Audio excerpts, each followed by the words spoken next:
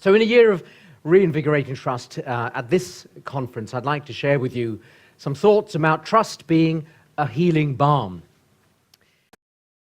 Because so much of our human experience is characterized by the breach of relationships, the breach of trust, brokenness at a personal level, in businesses, between communities, within communities, between nations, and some of this goes on for years and years.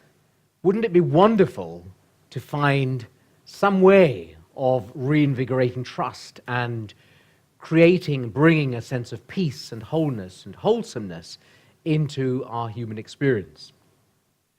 I believe it is possible, and there are different things we've been talking about in the course of this year to illustrate ways in which we could do it. But so often, when we think about this, we don't understand that we are the people who can make the difference. A young girl called Anne Frank, many of you will know about her, who hid from the Nazis in Amsterdam. She and her family, they were Jewish, and was eventually captured in 1944 and died in a concentration camp in 1945, wrote her own diary, which subsequently was published by her father, who was the only one who escaped. The Diary of Anne Frank is very well known and a bestseller. And among these various amazing thoughts of this young girl, she was only 16 when she died, amongst the various things she wrote, she said this: "How wonderful it is that nobody need wait a single moment before starting to improve the world."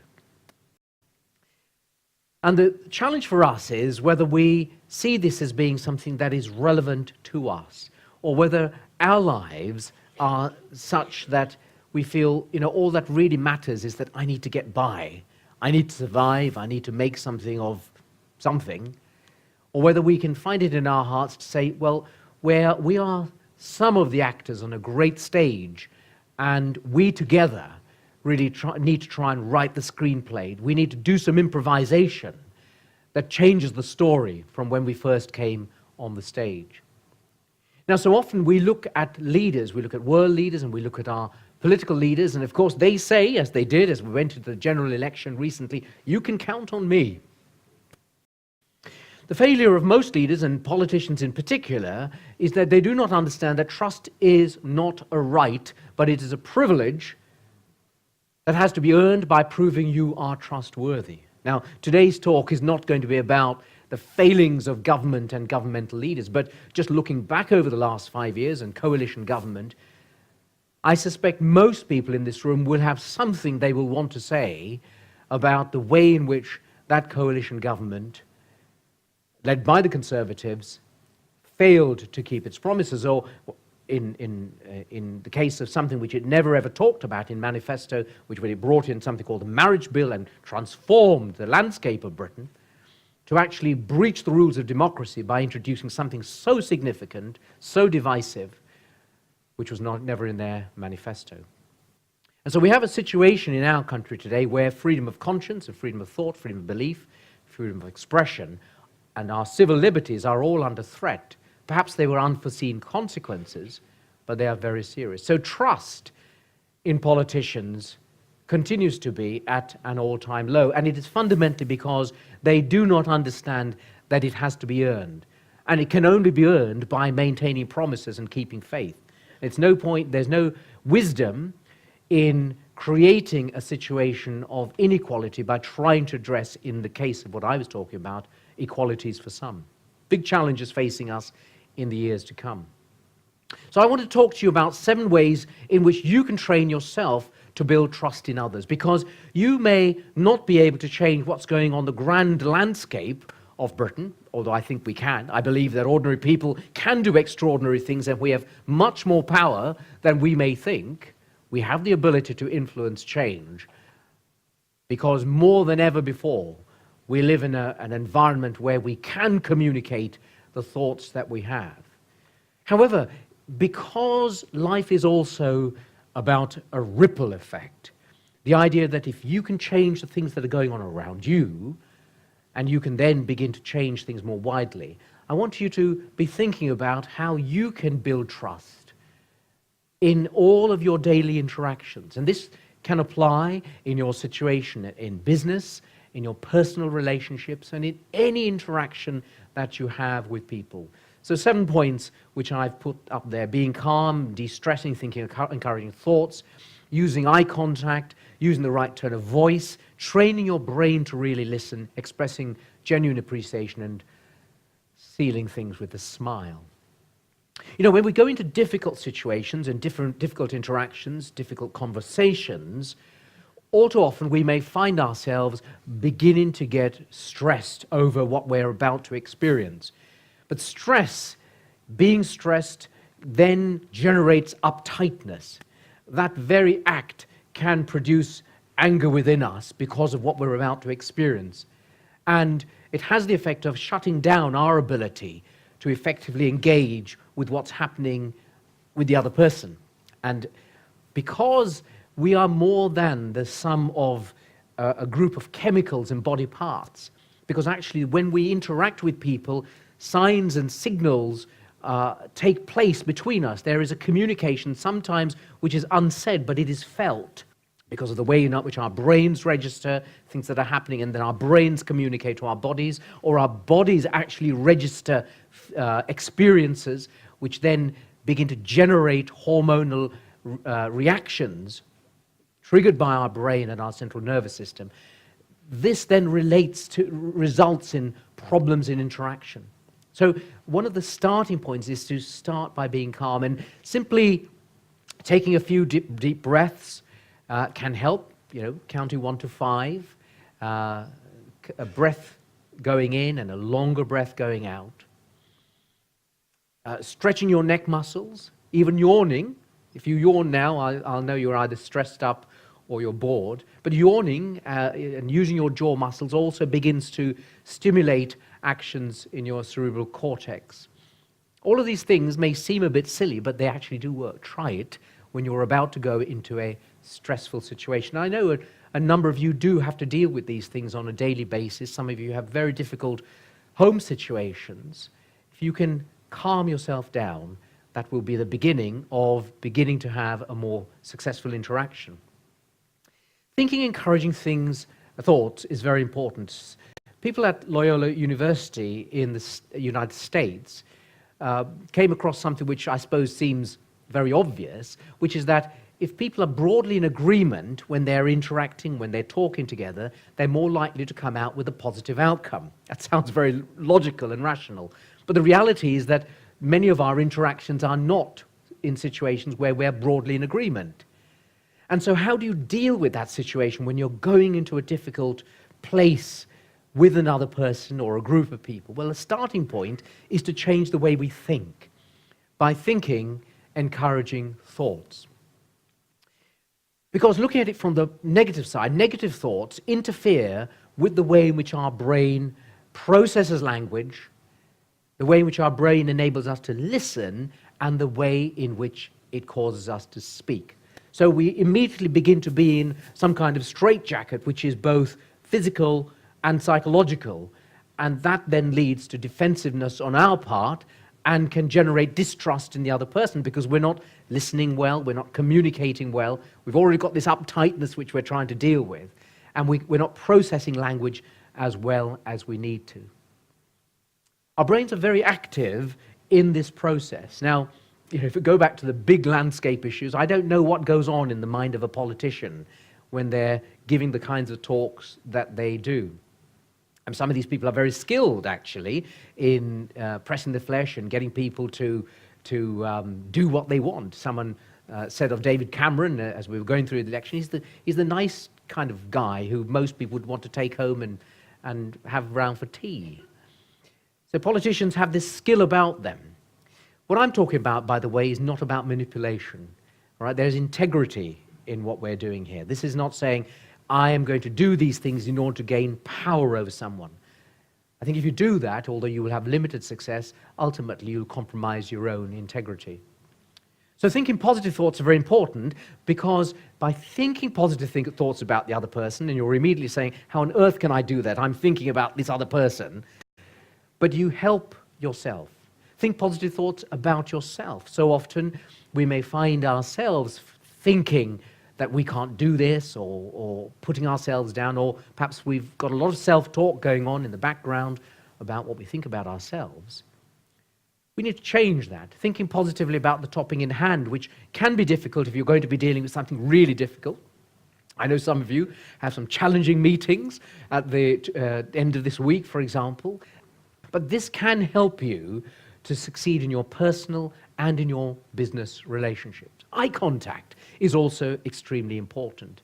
Many of you know how intently small children, and babies in particular, once they can focus, look at you, and how much of a response you get from little ones when you're communicating with them directly with their eyes. Well, using your eyes is very important because it begins to stimulate the brain's social network circuits. And because we've got all these hormones that are part of the chemistry of our bodies, hormones that are negative and that are actually stress hormones, and there are some which are sympathy hormones. You know, people are increasingly finding that we're almost wired for kindness.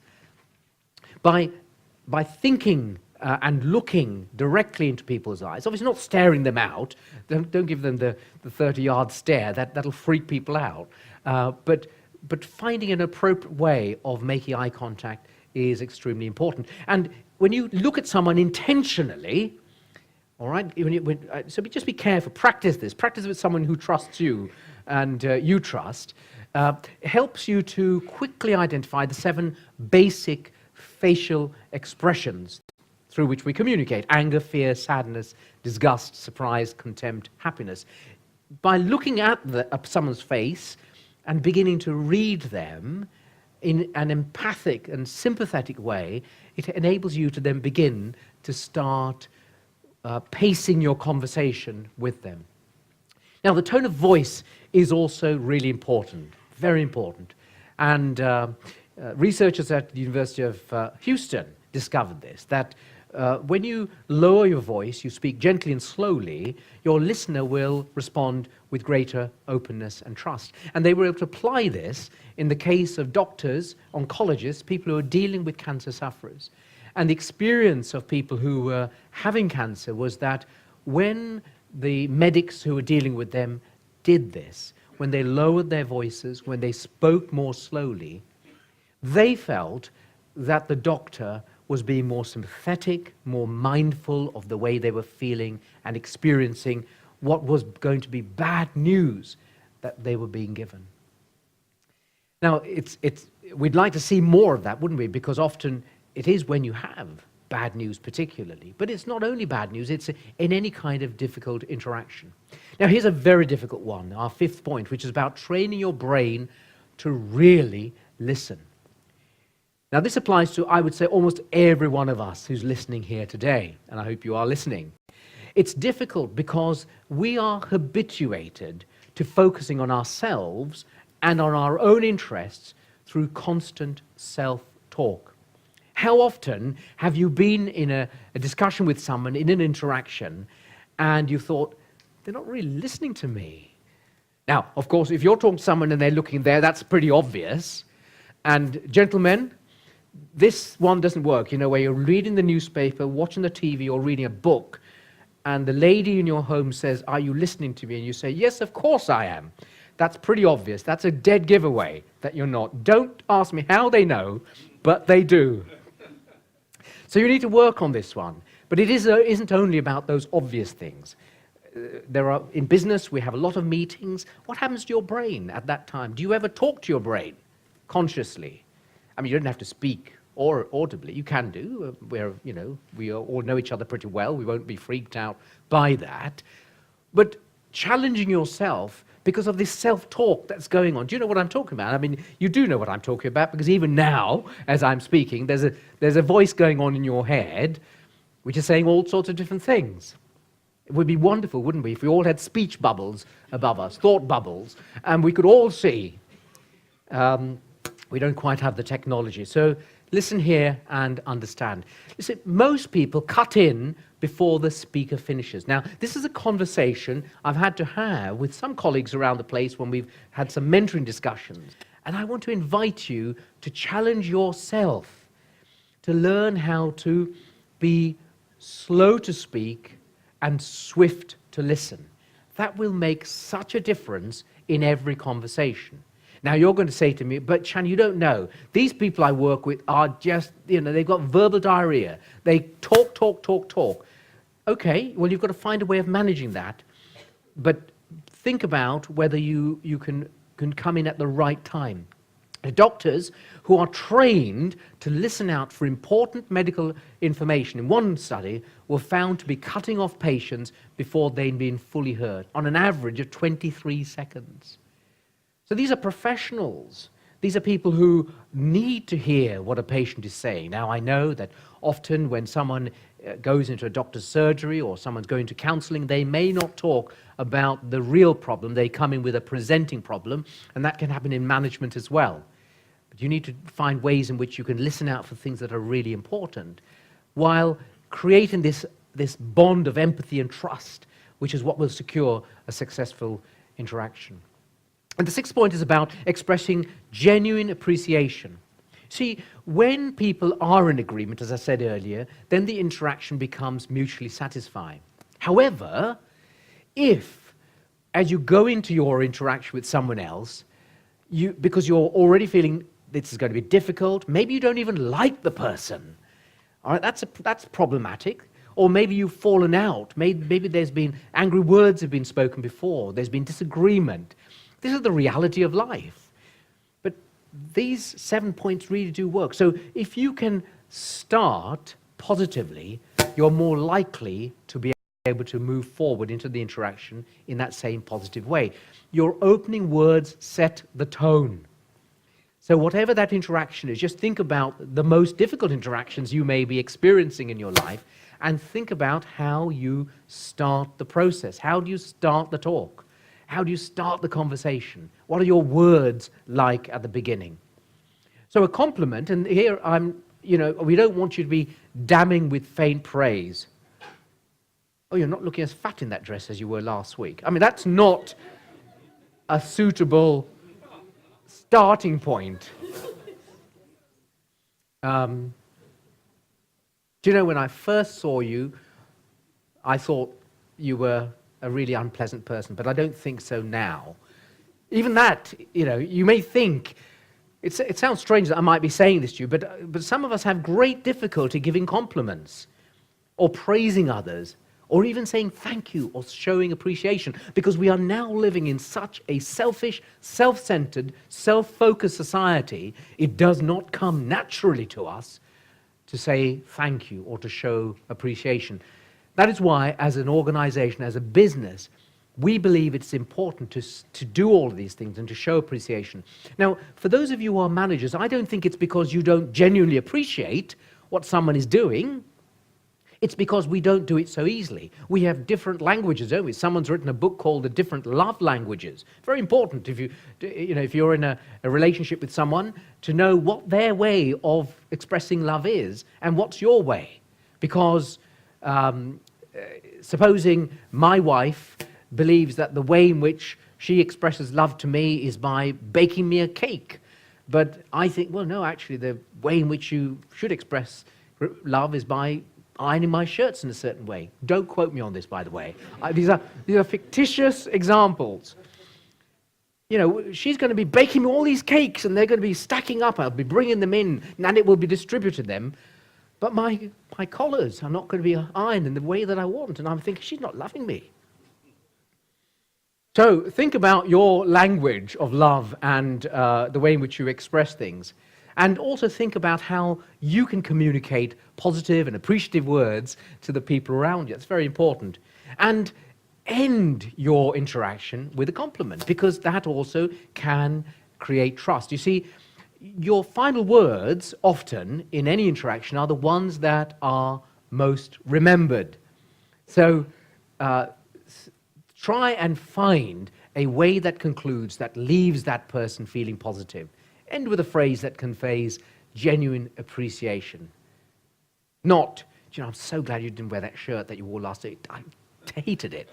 All right? You think you're saying, I really appreciate you not wearing that shirt with all those spots or whatever, but they're not appreciating what you're saying. It doesn't have the same effect. So it needs a little bit of intelligent thought in terms of what that is. And seventh, seal it with a smile. You see, your face reveals your feelings. Believe it or not, your face reveals your feelings. Now, those of you who work here on a regular basis, who on the 15th of every month receive a paycheck from me, I want to remind you, your face reveals your feelings. That is why we have posters around the place which say, you are now entering a 20 smiles per hour zone. How about that? And if you don't work here, by the way, and you'd like one of our posters to take back and keep it in your office or somewhere else, then you're welcome to do so. We can, you can have them. And you can show them to your most significant others. You could walk in, couldn't you, to your husband and wife, say, look, 20 smiles per hour zone in our home. That would be good, wouldn't it? So practice the smiling. Practice it at home, when you're standing in front of your mirror. I know for some it might be difficult. Oh, 2 paracetamol. Keep going. 21 days to break a habit, 21 days to create a new habit. So if you've lived 43 years without smiling on a regular basis to the people you work with, give yourself 21 days to do it. And we're going to be so shocked, some of us, aren't we, when we see that happen. But here's the way to do it. Memories and thoughts of people you love do create facial expressions that convey kindness, compassion, interest, and can stimulate trust and openness in others. That's the way to do it. So as in the Song of the South, that wonderful Disney film, which is now banned, Brer Rabbit finds his happy place. So where's your happy place? I'm sure, I'd like to think we all have a happy place somewhere, that we've got happy things. I think of little ones, like my granddaughter. I think about her and she brings a smile to my face. I look at some of the photographs I see of you, you bring a smile to my face. I don't have any difficulty smiling at all, as you know. But do you, and how are you going to deal with it? So seal it with a smile. You can't count on them. That's the reality. Don't look to them to reinvigorate trust, but work hard to force them to do so. The political system was hard won.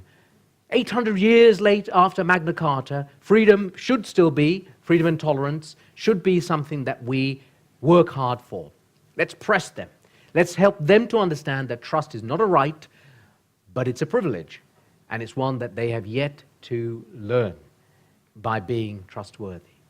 But better to look at Anne Frank, that dear young girl who was with 6,000 Jews slaughtered by the Nazis, who said how wonderful it is that nobody need wait a single moment before starting to improve the world. That can be our experience today by beginning to apply trust as a healing balm in all of our relationships, by getting firmly on our road to renewal, focusing on our 2020 vision, coming across the bridge from wherever we may be. Some of this stuff may be hard for you, may be difficult. I know I've been slightly flippant when I've talked about smiling, but this is the reality of the world in which we live. Imagine there are a few hundred people here today. Think of the impact, the ripple effect we could have on other people. And the way forward has to be getting on the road to renewal, focusing on our 2020 vision, changing ourselves, and together change the world. Can we do it? Yes, we can. Thank you very much. Yes, we can.